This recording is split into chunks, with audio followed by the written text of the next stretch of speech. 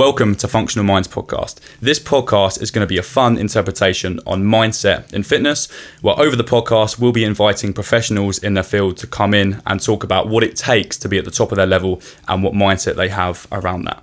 So today we're going to kick off and introduce the team.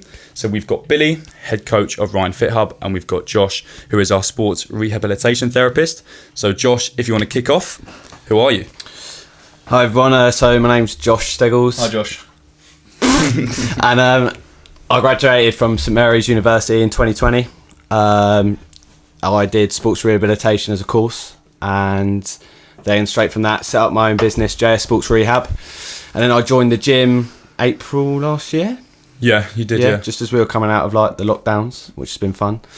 Joined the gym then, and then starting to integrate slowly into taking on some classes within the gym. Mm-hmm. And rugby as well. And the rugby, yeah. Me and Matt do Worthing Rugby Club together, so the S&C, and then I do the injured rehab players there from Worthing Rugby Club. So yeah, it's going well. Cool. Bill, how'd you get involved? Well, first of all, a little background about myself. I'm Billy. Nice to meet everyone. Basically, when I first started the gym, I was about 16 years old. That is when I'd done my PT course as well. So with my school, they actually allowed me to do it in sixth form. And don't get me wrong, it was good to have it there. It was over 2 year span as well, so it was actually, didn't need to be that long. And to be honest with you, I haven't learned that much in the course. You learn most of your knowledge through training, knowing people, doing the work on the gym floor as well.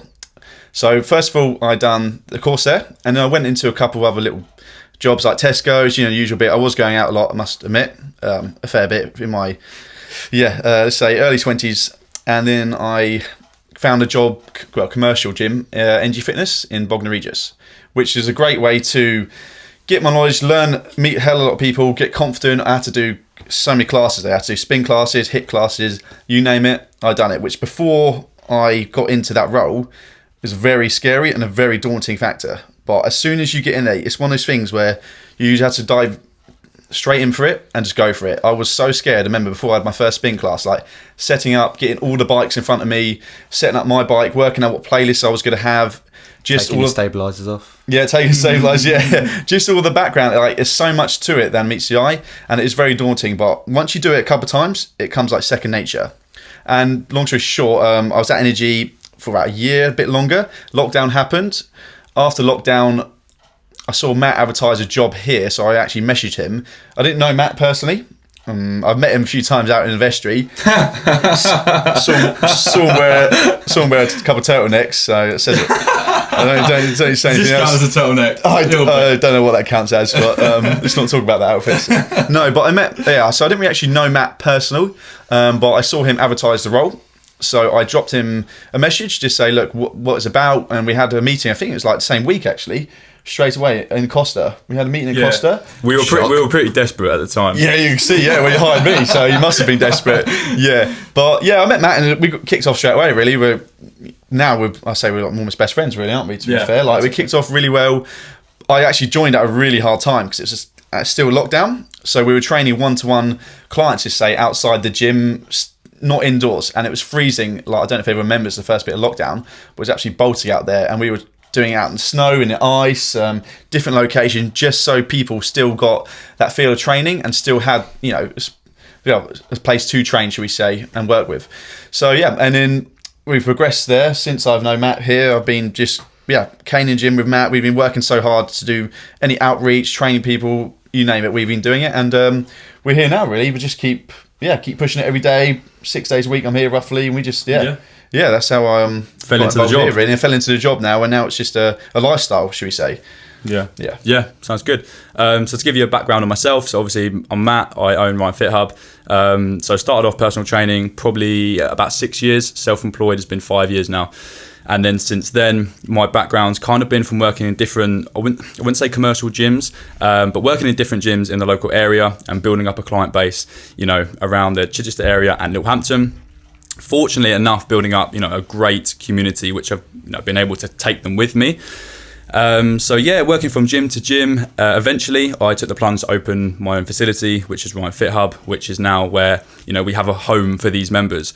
To keep that very, very brief, that is all three of us. So what we're going to do now is our followers have asked us a series of personal questions which they'd like to know. So just to expand on, who we are, we thought it would be good to just go over these questions. Hopefully, there's some stuff, there could be some takeaways, and if there is, be sure to, reshare, tag us, because it really does improve the exposure on this podcast so then we can keep it going. So what I'll do, I'll get some questions up from the guys and then we will answer them as best as we can between the group. We've had some really good questions as well, haven't we, to be fair? There's been some unbelievable... we were quite surprised how many serious questions we had. Yeah, we thought it'd be a bit of a joke, and now we're a bit like, this is quite serious. Josh hasn't seen, I don't think, any of them, so... Yeah, Billy and I aren't completely prepared, but Josh doesn't have a clue what's going on, so we should be okay. So I'm going to start off with who inspires you. So we'll go Billy first. Who inspires you? Well, it's a hard question. It is a hard question, actually. It's a really hard question. It's hard to say. There's so many people you look up to in the fitness industry, but it's all different aspects, so they just target whole different areas. Yeah, I was going to say that. I don't necessarily have a personal inspiration, don't get me wrong. It sounds cheesy, but when I first saw you and how you set up the whole gym, how well it was going, that was an inspiration to me, because I was doing one-to-one clients like all the time. And long story short, after doing a certain amount of one-to-one clients and in the same environment day to day, it can get a bit tedious. So I saw Matt and how well he was doing with his gym, how everyone was enjoying his classes, and I just thought, you know what, that is definitely a bit of me. So I messaged Matt, I thought he was definitely how I wanted to become. And with him, when I joined, it was good, but I think Matt, it wasn't a smooth sailing, don't get me wrong. It's been a hard journey, but I think it sounds cheesy, but I'd say you were my inspo then, which led me to here and now. Yeah. Oh, I knew you liked me. Yeah. Not that much.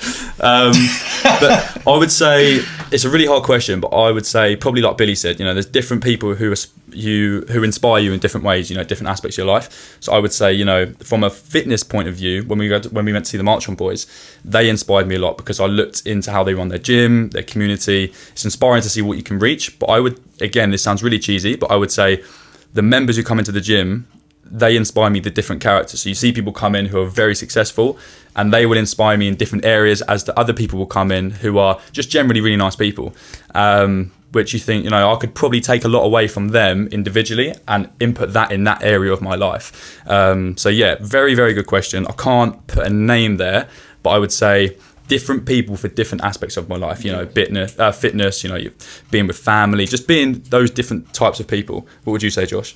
So the whole time you two have been saying, I've been thinking, right, what should I say? Some rugby player. You can't say Matt as well now.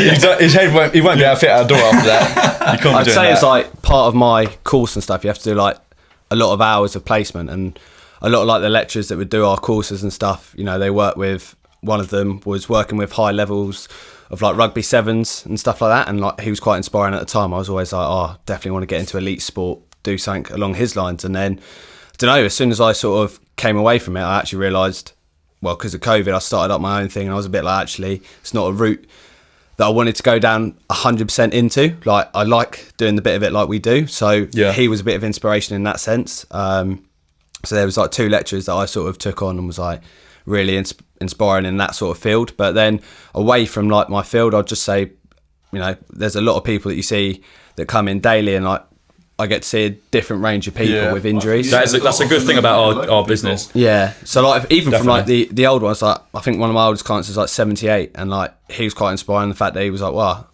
yeah, I'll get these pains and stuff, but I'm still carrying on doing stuff because I don't want to stop. And he was like, as soon as I stop, then I'm not me anymore. And I was like, do you know what? Like, yeah. But you don't see these type of people normally. So I think inspiration actually, it comes from people more than high level athletes, should we say? Because that's when it hits home, and it's more relatable, and it's easier, and it is capable of doing things. There is progression in these things as well when you see local people who doing really well and just cracking on with hard work. Yeah, and it's important to take that as inspiration and not be bitter towards the subject of they're doing better than me, or they're doing well. There must be a reason that underlying why they're doing well, not just because they've done themselves justice and they've done well. But yeah, good question. Next question we have got: best advice for balancing work, fitness, and relationships. Another very good question. I'd say none of us have got this down. If anyone has the answer, let us know. Yeah, exactly. If you're looking for advice, you're not asking us. We'll give our opinion though. Give our It deters from week to week. Some weeks I'll be at home a bit more with Georgia now, who lives with me. I'll be home with her quite often. Some weeks it'll be absolutely mad. We're at work, so it fluctuates a lot. And I can't say I have it down to a T, because I definitely do not. Far from it. To be fair, must admit we spend a lot of time here at work, but I think the reason why we spend so much time at work is because it doesn't feel like work. We're all pushing the same business. We all have the same mindset.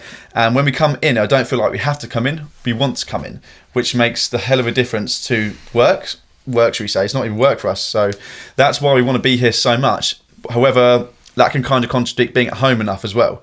So there is a balance, don't get me wrong. And some weeks I think I master it, but other weeks definitely don't. I'm here way too much and I should be, but I don't feel that way. But however, with my relationship, it can be a bit hard to see my girlfriend when she's busy as well, when we haven't seen each other for like 3-4 days in a row, really, where we just go home, go to bed, get up, go to work. But it's going to be like that. You're going to have days like that. You're going to have weeks like that. And it's good to talk about it as a couple and to know and understand that's going to be like that some days and talk about it through like that. Yeah, it's mutual. What would you say? You seem to have it down better than both of us, I'd say. Yeah. I mean, doesn't work. You're much, a bit more stricter.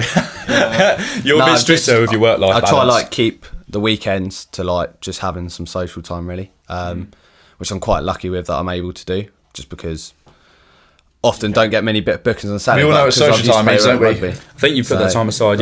Yeah. That's the only thing I'd say is that I do try and keep the weekends as free as possible. But Monday to Friday, probably about you're the here same, most really. evenings, aren't you? Yeah. It's a tough question though. Sometimes early to finishing really late, so no time to see anyone really. No, it is part of it's the stage in our business and the journey. But I'd say I actually asked this question in a podcast once. It was really funny we got this question. I asked this in another podcast because I was really unsure. But what I found, and these boys would agree, you see something on social media which is perceived as perfect. This bloke's got fitness down to a T, looks great, business is booming, he's got banging family.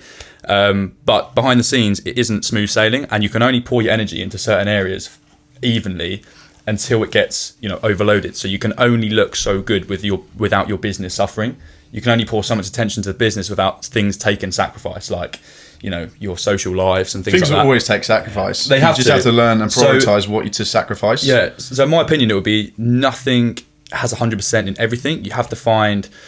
There's no perfect balance is basically what I'm trying to get at. I don't believe there is. And I don't now believe anyone has a perfect balance. Yeah, they say they do. I used to think... I don't believe they do. I used to think, people do, because you see them and they seem to have everything on the tee. But it is a highlight reel at the end of the day. And people have their struggles, which is really cliche, but people genuinely do. And you don't realise it until you get to know those people. And then it's like, okay, maybe it's not just me. Maybe there isn't some secret formula. Yeah. I think social media can perceive everyone to think he's got the perfect, there is a life balance, you can do this, that, but honestly behind the scenes you'll find out at least 95% of the time the person you're seeing on social media does not have it all worked out. Behind the scenes it is a lot more stressful than it looks. So that's what you got to take out, really. Okay, question. We have got, what motivated you to begin the Ryan Fit Up journey? So I'll answer this on behalf of myself. So what motivated me to begin the Ryan Fit Up journey was I had a load of one-to-one clients, and it was like I built up, as I previously said, a community in different areas. So we had Chai, Littlehampton, and between those areas, we were kind of moving around to the gyms that I was going to. So it was always trying to find a home for the gym, and I knew it was going to be functional training because that was what I was into, and I knew the like-minded people which I had already. So in my mind, it was finding a home for those people, and then just keeping that atmosphere, like not forcing anyone to come in, having somewhere which is a good place to be, which I think we have done, to be fair. We've created somewhere which people love definitely being at, and we try to make it the best hour of their day, which we always say. And that inspired me to open the gym in the first place. Billy and Josh weren't even here at this point. So I think from that point, it was just opening somewhere which I knew I would love to be working at. I wasn't tied down to certain one-to-one hours, which I was as an overworked personal trainer. So that was another reason. Financially, I wanted somewhere which I could not potentially step away from, but progress from a different kind of business standpoint. Yeah, you need that chance. You need to see the future. There's not a future in doing one-to-one hours for the next 10 years. That's which we know. That's not what I don't care what any PT would say. That's not what you want to be doing unsociable hours for the next 10 years of your life. No. But you enjoy the first years, like enjoy it, get the experience from it. But then you have to have a progression where it can lead out of those one-to-one hours where you're sacrificing so much home time, where you can actually, enjoy your time a bit more and learn how to make the money on the side as well with it. Yeah. Another point actually I'll go into is it inspired me because I always believed being by myself and having my own business was the best way to be without the help of anyone else, because it might not tarnish your name, but you want to do it all yourself. Whereas I found now having a team is totally different, because you've got people in the same situation that want to maybe potentially step away from being tied down to certain hours. They want to grow a business, but you've all got the same idea and the same goal, which is why now I believe the team has made a big difference to the progression of the gym. Without the team, there's no way I'd have done that by myself. We've all learned so much of how to run things. Like, this is all new for all of us. Like, we're all pretty much in the same boat, in a similar boat, weren't we? Like, definitely. I see the business here as like mine as well, in sense of I work my full time for the business now. Like, it is all 100% for the business, and I think it's hard. Like, that needs to be happen. If you have people working under you, I think you all need to have the same vision, same goal. If I was to do my own thing on the own side and then just come here for the classes, I won't give the full, my full potential, should we say, for the members, for people, and for the gym. So I believe it is the best to work under one roof together, push the business. You know where you stand, and you know where to go from there. Really, definitely. That would be the question for what motivated me to start the journey. So, some other good questions. You've got a really good question, Billy. I'll read this one out now, so we'll get this done. So, what are some of the biggest mistakes you have made, and what did you learn from them? Josh, I'm going to put you on the spot. What were your biggest mistakes? Biggest mistake. You must have made a few. I'm even trying to think of some fair, you've made. So like before I even went to uni, I actually wanted to be a PE teacher. So I finished college. Was that a mistake, was it? You should have been a PE teacher. No. Yeah, it would have been easier. No, joking. But yeah, so I went out to Australia and I came back, but I'd already applied for when I came back to basically go into a role of being a PE teacher. So while I was out in Australia, I was like, I don't want to do that. So I was actually contacting the unis over here and being like, can I change my course? And I was thinking, what do I want to do? What do I want to do? Isn't it? But it's just one of those things. I just thought well, that's the next step when I get back. I'm not going to be in Australia forever. So I was there for just under a year, and I was like, what can I do? So I was looking, and then just sort of decided to go down a different route. But I'd say that was it. I sort of applied for something without really putting too much thought into it. So I'd always say, step back sometimes and just think, what do you want to do? I dived in thinking, PE teacher is the only way I knew. Love sport, love coaching people. So dived into that, but I'd probably say was a bit of a mistake at the time, thinking that was the only way and not knowing really what I actually wanted to do. So having that time away sort of helped me realise what I wanted to do. So yeah, fair play. Trying to think. I'd say the biggest mistake I made from a business standpoint was when I was probably about 5. Getting a haircut. That's the biggest mistake in general. That is not just a business. Honestly, whose idea is this podcast? The biggest mistake from a business standpoint was doing this podcast. No, the biggest mistake was, I would say, about 4 years ago. I tried to open a gym. It must have been about 4 years ago, maybe. Tried to open a gym way too soon. You were 18 years old, weren't you? Yeah, I was really, really naive, and basically I didn't have the money to do it. I probably had I think it was $5,000 I'd saved up, which I didn't really think about. All I wanted to do was just open the doors of a facility, and then I thought, I'll open the doors, I'll worry about the equipment, the expenses after I open the doors, because I had a community to just jump in and start it up. But what I didn't think about, because I was very naive, was what came with that. So the business rates, the change of use, which failed in the end. The deposit for a start took all my money for the unit, which I paid.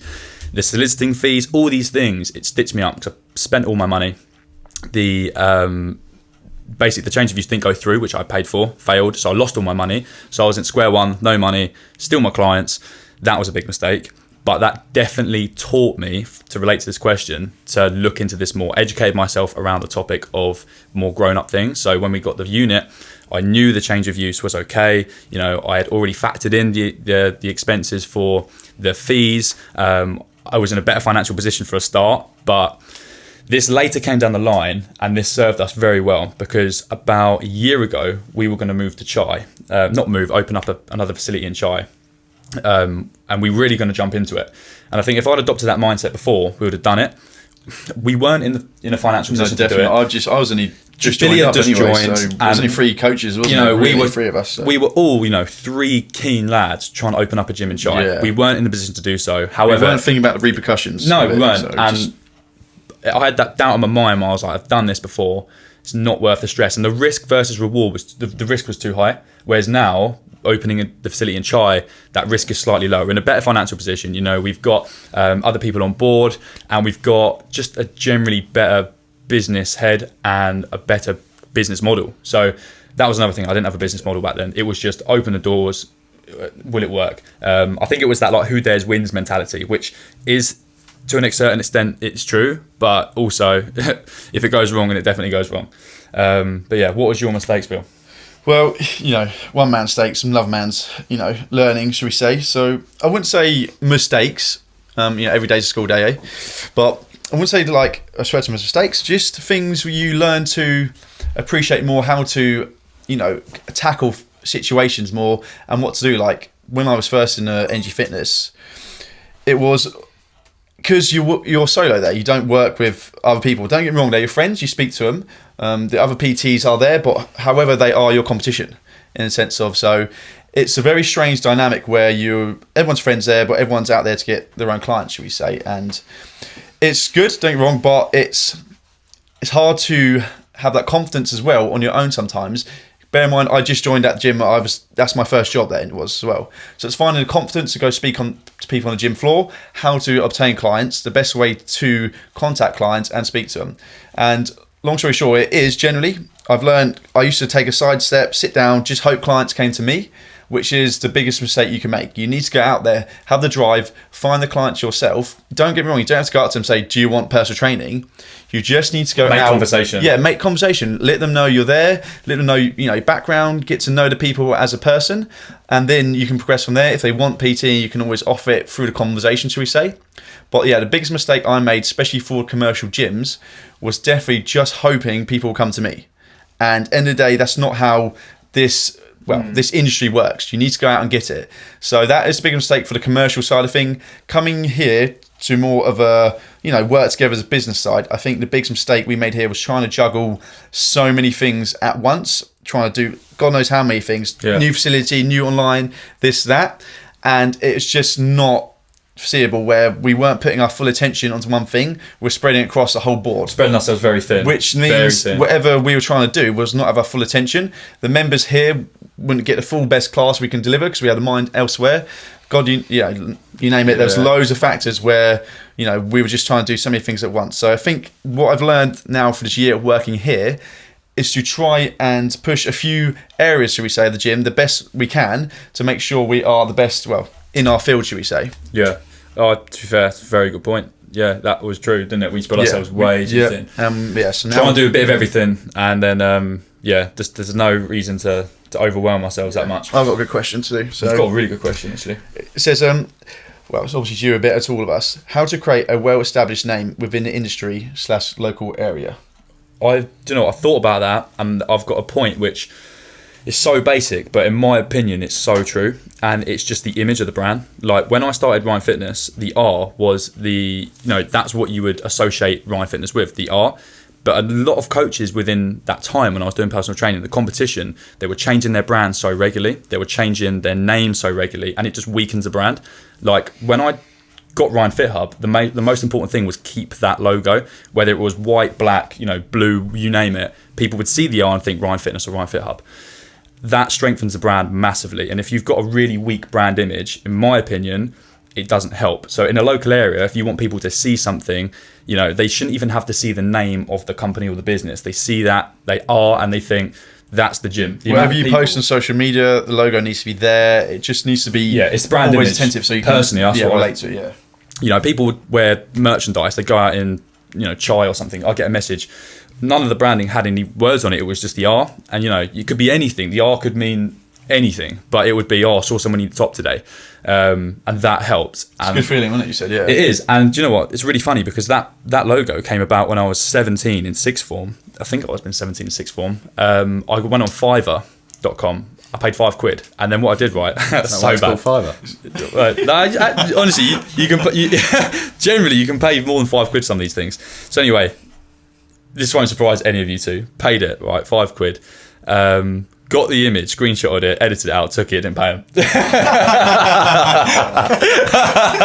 And there's a fiver. And there's £5. Yes, mate, I was 17 years old.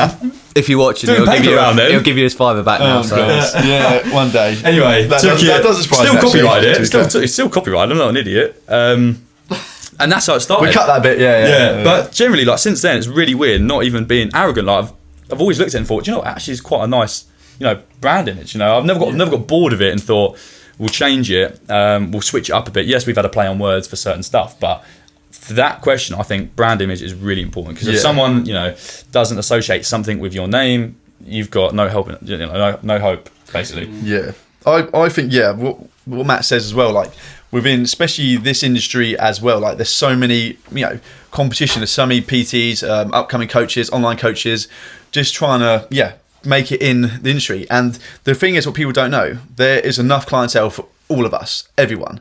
We don't need to copy each other. There's enough people out there who would want personal training. You just have to go out and find them, or say online coaching, should we say. Mm-hmm. The best thing you can do, especially if you are just starting up, I would say, I'm not saying I'm some high professional, because I'm not, but I'm still in the works of this, what's going on. I still do this.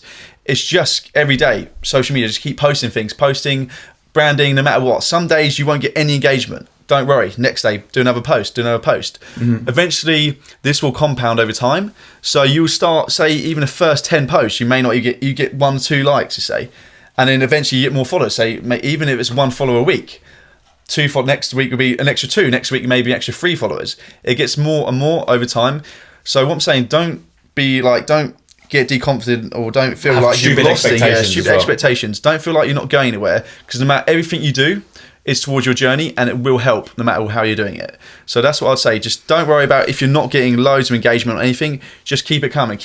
Like Max said, with the logo, keep that logo in everything you do. Don't swap it. Even if some months it's not going too well, just keep pushing it. No matter any ideas you can do, emailing, marketing, anything you can think of, socially, should we say, just push it out there, because it's for free in the day. It doesn't cost yourself to do posts, to message people, to email people. It's just how much time you're willing to put in. The more time you put in, the more results you're going to get at the end of the day. Definitely. I'd say it's also being persistent with stuff, keeping with it, keeping yourself motivated. It's quite easy sometimes to be like, oh, I put that out there, but I didn't get anything back for it. Someone is looking at that, and someone is taking it in. So being persistent with what you are doing, being keeping yourself motivated to keep going. There's times where, when I first started and it wasn't busy, we've all been there, but you just got to keep going. And I think it's quite easy to be quite complacent sometimes and be like, I don't need to post now. I am busy now, or that's not working, so I'll leave that alone. I think you can never sit there and be like, actually, I'm doing everything. There's always something more you can be doing. You need to be almost there's a really good saying, I can't think of what it is, but almost on the edge of your comfort zone. Treat yourself like, you're struggling for clients in a way, don't you? If you get content, that's when things, from experience, you just plateau. You need that hunger. You need to act like you're fighting to get clients still, even if you're fully booked. There's always something you can do to delegate work or, to scale your business. But from my experience, I plateaued quite hard because I got too comfortable. I had a fairly, comfortable life, and it just not caught up with me, but I just lost that drive, I think, before I started the gym. And that was when it gave me something more to stick my teeth into. But another one for that question as well, if you're talking about a brand in the local area, you need to have a purpose behind the brand, whatever it may be. So if it's coaching, in this case, you need to niche your market. So you need to find out what it is you're coaching. Again, another mistake, if it helps, when I was doing PT, I was trying to help every man and their dog, whether it was a woman trying to lose weight, whether it was a bloke trying to gain size. Not of the problem with that. It could be anything, like old people trying to get back to health. Whereas I was so open that, I was attracting all sorts of clientele. I'd rather have focused my attention on one and know I am that guy who helps this person do this. That would have helped a lot earlier on. The same way we have with our gym, we get people feeling it's a bit easier now because we're as a team, so we can have we can easily segregate areas to people, and we can target different people ourselves, old Matt. So now it's easier to help anybody who needs the help. We have the time now as we're a team. But when it's yourself trying to help such a broad market of people, it can get caught up with you, and you start not giving, like, say, 100% on what you can do. So. And you start competing in everyone's market. Then, you know, you start competing in everyone's market. A lot of people say it's ballsy niching, but I think it's the best thing to do if you're looking to excel in a certain area. Yeah, personally. And obviously, one more thing on that: just try not to be so like other people. Try and just be original. Be yourself. Don't try to be like other coaches, anyone else. Don't look at them and say, "This is what I want to do. I'm going to be like them." You can, in a sense of like business-wise, be like them, but for personality, you need to be original and be yourself. End of the day, like, you're not going to get there copying someone else, especially when you do and you start getting a bit more name for yourself, and then they may think, oh, he's copying me. It's just not the way you want to go. Just be original, just keep compound, just keep working hard, and it will pay off. It's just time. Definitely. I've got another question, bit of a fun, sort of funny question. It is, or I remember what it was. It was, if you weren't to be a personal trainer, or weren't to be personal training, what would you be? Go on then, Josh. Oh, I nearly went down like such a different path, and sometimes I think like, would it be a PE teacher maybe? No. I was like totally different. I was going to go to college and be a tree surgeon. Really? 100%. And it was literally like last minute. I can see that. I had like both colleges ready to go for, and then I just went, no, I'm going to go here and play rugby instead. So the only reason I did it is because I knew I wouldn't be playing rugby there. Otherwise, if I could play rugby there, I'd probably be a tree surgeon. Really? Yeah. The apple dropped. Pardon the pun. That's not even funny. That's the cleverest thing you said. I know, I'm clever. You go first. I don't know. All right, I'll tell you what, actually, good question. From my latest experience, I would genuinely become a dentist. This isn't what I would. Here we go. I would become a dentist because they make so much money. I'd become a dentist. I wondered when this was going to come in. You know the stats of those dentists, though. Oh, mate. Yeah. Oh, yeah, I do. Yeah. No, in all seriousness, I would probably. I'd like to think it was something to do with sport, but to be honest, I knew I was going to work in an industry where it was to do with fitness and it was to do with helping people, so I kind of fell into the job. But it's a hard one, you know. Part of me would like actually to. It's weird, but I'd like to work in the city. I'd like to actually work into London. I think that's quite a cool job. I think the thought of it would be nice to what it is, though, isn't it? So. Yeah. I always thought it'd be quite cool, but I've heard from many people that it's far the opposite. What would you be? Well, I can't even think about now how I'd done it, but I'd done construction in college as well. So I could have, the whole route, I was going to possibly be an electrician or a plumber. There was an apprentice who was going to take me on as an electrician. I'd done some part-time work with him as well. And I'd done it, and don't get me wrong, it was good, and the money was good there, and I could have easily sunk into it and fell into a nice little routine of being day-to-day the electrician, which, you know, was good. I didn't mind it, but I wasn't excited about it. I didn't want to do it.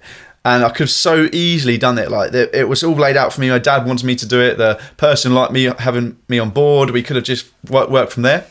But I just went, no, you have to stand up to it. You think, this is not what I want to do. Like, it's easy. And it could not easy to do the course. Don't get me wrong. I don't mean, but it's easy. There's loads of people going, what? I mean, it was easy to. That's going to be the thumbnail. Electrician is easy. Alright, so I'll leave now. Right, I'll get my application. I'll get some resignation. See you later. Yeah, it's time. Right, it's time. Yeah. No, but yeah, seriously, obviously it's not easy. I'm saying, well, it's easy for me. It would have been to go down a path that I wasn't going to enjoy. So. That was a good decisive moment when you just had to put it down black and white. I actually wrote it down on a board saying pros and cons, what I want to do, why I want to do this. And I thought, I went to gym while I was still doing that. So I was training. And I was like, this is what I'm passionate about. This is what I'm going to follow. I'm going to find industry within that. And I just done it. So it's like I could have been. Moment. Yeah. Pardon? What's that? Light bulb moment. It was actually. Oh, here we go. Apple from the tree. Nutrition. Oh god, we're smart. We're so clever. We are People don't realise. I think we're the cleverest blokes in the world. We might be there. And I think what would be quite a funny subject as well is talk about what jobs that we've done that, you know, do suck. You know, like there's jobs that we've all done that are proper bad. And people probably don't realise it. We've had some bad jobs. Like I worked in fish and chip shop for about 3 years. Yeah, the stories he's had in those fish and chip shops. Like. Oh yeah, landscaping for like 50 quid a day, snowing. You know, absolute awful jobs. Like really horrible labour for peanuts. And it does. I think doing jobs like that as well does put things into perspective of, you know, 100%. I'm going to give this a shot. I don't care how much work it takes. I don't want to be doing that. And sometimes it does take bit of hardship to realise I ain't doing that again. Oh yeah, You've done loads of jobs. Have you seen how many jobs he's done? He's been really in Australia. He's done all sorts of stuff. What are you doing? Driving forklifts? Poking tomatoes, mate. Poking tomatoes in farms. He's making that. No, that's not a job. That's not a job. I used to pack these tomatoes, right? And me and two of my mates used to literally stand there, watch these conveyor belt of tomatoes go past. And one of my mates is colourblind. This is actually honestly so true. He's colourblind, right? So these green tomatoes like going past, and he's just there like letting them all go past. What do you think they were then? This is woman on the end. She's like working double time, and he's just there like eating, having a cup of tea, watching all these tomatoes. So he couldn't see him because he was just like that. Like couldn't see him, didn't see anything wrong with him, and she's working double time, like taking all these green ones. Oh mate. So what's that job called? That'd be my excuse. What was it called? Can't be tomato plotter. No, it was like working on. Was it called though? Like she said, what do I do? It was just the markets, like working on like the markets in Brisbane. So if you went out on town and somebody like, what would you do? I'll plot obviously tomatoes. I would not tell them what I would make up some story. Yeah. I'm not an idiot. Yeah, true actually, yeah. But yeah, it was like working on some. But when they said, "Oh, we work on like the markets and it's all about like fruit and veg," I was picturing like London, like little market stalls. I was thinking, "Oh, that's all right. Like, can't be that bad." These things like big warehouses and. But yeah, that was. What you did landscaping. Done landscaping. Done labouring on building sites. You worked in a pub. I've worked in a hotel. Pub. Ooh, Waitrose. Yeah, Waitrose. Yeah, Waitrose. Fancy. Waitrose. I worked at Tesco's. All right over there. Did you? Yeah, I worked at Tesco's. It was my first job doing trolley pushing. So I've done. Yeah, we've done some bad. I've done leaflet delivering for a while. No, you did. Sweet shop. I done online sweet shop and stuff like that. All these jobs, and I Chichester Festival Theatre as well. I've done. Yeah, these jobs. Don't get me wrong, they were good. But you don't enjoy them, and they're stressful. They were. Some of them were very stressful, but then you learn from everything you do. I've learned from every single one. I can't have a job where I can't say I've learned something from. I've learned and took something away from every single one of the jobs I had. Sweet shop must be good. Oh, it was good. I was eating sweets. I worked at a sweet shop, and we had so many sweets in there. I can't. Long story short, lockdown. Christ. Sweet shop. It went booming. We had. The website was taking so much money a day. We had to turn it off because we couldn't deliver that many sweets, and we got a warehouse in Chichester, and I can eat as many sweets as I want to. He said, like I was just eating sweets every day, and I just felt like such a potato. I got to the stage where I was like, I need to stop. For breakfast, I was having mini eggs. Lunch, mini eggs. Dinner, mini eggs. Like promoting health and fitness. Now look at me. So I was actually 80 stone before I started here. So but I've had loads of jobs. They've all been a learning factor, should we say? We've got another question. Where do you see Ryan Fit Up in 10 years' time? Which is another really hard question. Well, it is hard. 10 years is a long time. It's a long time. I wouldn't like to say in 10 years. I think I see Billy at the Realm. The Realm. Do you? Where's that? Billy in charge. Harmar Hub. Oh, Harmar Hub. God, that's already emotion anyway. Shh. Yeah, here we go. Don't leak it. Yeah, come on. I don't know. I can see 10 years' time. I can't. I know what I want from it 10 years' time. I know. Yeah. So I think point. we can see it in 10 years' time because we'll make it happen. So. I want to keep it true to what it currently is as well. Like, I don't want it to get to a point where we want to have other facilities, of course, but I want to keep it the same. For the same attention. We wouldn't expand if we can't facilitate for those facilities, and that's something we've been really careful of. So making sure we can offer the same level of service. We're getting the same people in. We're not changing anything about the brand itself because if it doesn't work, if it's not broken, don't fix it. No, definitely. So very good question. I think 10 years time. Being transparent here as well, obviously we don't want to be doing coaching hours, as many coaching hours as we're doing now on the gym floor. It's just not what I want to be doing when I'm 30ish. So ideally for the future of the Ryan Fit Up, we will be doing indoor coaching, but ideally like when it comes years down the line, we would like coaches working for us more doing the coaching hours in the in-house gyms we have, and then we can be behind the scenes doing pushing online the brand work. itself. Yeah, online work is, I don't know if people don't talk about enough, is the way forward for everything. Whether you say it or not, pretty much everything. So here online, that's the market to hit because you can target so many people in such short time. There's only a certain amount of people you can target when you come to one-to-one coaching. Online is the platform for everything, and that is what that's what we would aspire to be like, where I can go on holiday, do work on my laptop, do online coaching, whatever I need to do. Just He's like that already. Back in This Vegas. is what he's thinking about. Yeah, back in Vegas. Yeah. What can I be doing on holiday? That's what I want to do. Wait. Can I just say, Jumping in the Billy's pool. talking on behalf of himself, not the gym right now. Okay. Can I just say that? Yeah, that's it. Yeah, I want Matt to do all the work. All views are his own. Yes, yeah, pretty much. But that's the lifestyle I want to live. I want to be able to help people, but while in a zone, in a comfort zone where Drinking cocktails by a pool. Yeah, exactly. What better service to get when I'm pissed? So yeah, but that's obviously I like to do in-house gym all the time. I like to do some classes all the time. I wouldn't want to steer away from that completely ever. I like the social aspect. I love seeing the members. They're all friendly. We have a friends basis with them as well. I can name every single one of our members at the moment. Go on, then. And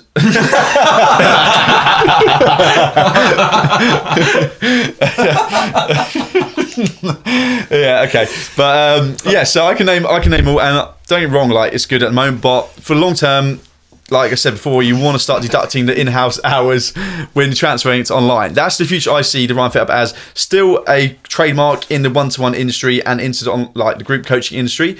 However, a broad market on online coaching as well. That's what I see it. Christ. Tickled me there. But yeah, that's pretty much wrapped up. They're the questions that, the best questions we took from that to answer. There was some really stupid questions. We weren't actually going to answer them, but I'll read one. No, we're not having them. We want to keep. We've done well so far. One was like, who has the biggest heart? That was Josh Steggles. Who has the biggest I've got heart? the smallest heart. Yeah. That's it. But yeah, so moving forward, obviously this podcast, you've had an introduction of who we are behind the scenes. We will be inviting, as I said, professionals in their field to come in and share topics around their mindset and why they are the top of their field, which is a really interesting point. And you guys can take bits away, as will we definitely. Yes. But we've got a great lineup in place, which I'm very looking forward to. And with the podcast, we like the serious aspects, serious questions, but we like throwing in some fun questions. We don't want to keep it too strict, too serious. We want them to come in, feel comfortable, get to know them, the person who we are, like say, doing an interview or the podcast with personally as well, not just how they've done, what their job is there. We like to know them behind the scenes, so it's not going to be just a podcast where they come in, this, serious questions, and they go. We're going to get to know them, like we have here with the podcast ourselves, and yeah, from there. Perfect. All right, this is where we sign off. Yeah. Decent. Cheers, guys. Until next time. Yeah, can't wait to see you guys soon. Take care.